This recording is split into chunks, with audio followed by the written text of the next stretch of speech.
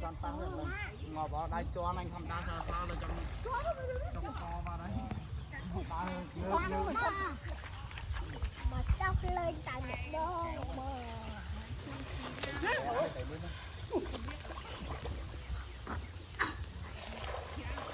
cái bán này thành chút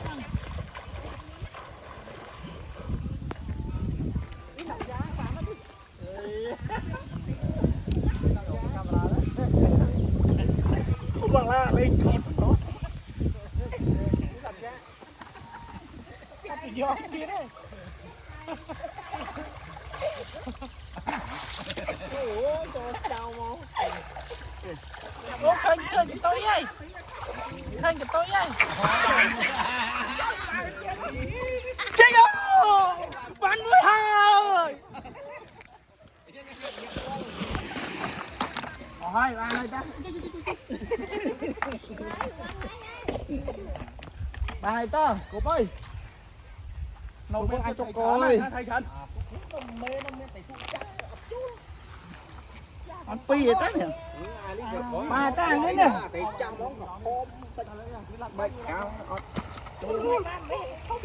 nấu ôi ba thầy cha hòn pha thầy có thầy cha thầy cha nấu du san rồi hiện giá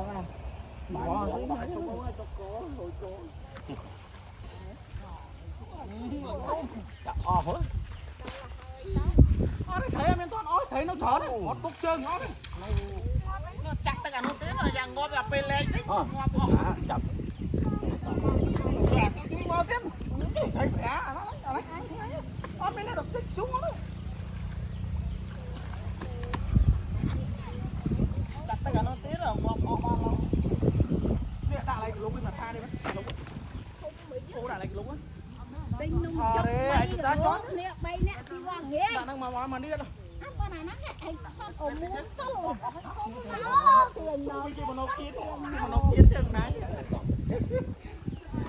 ủa rồi tiền cả bạn hả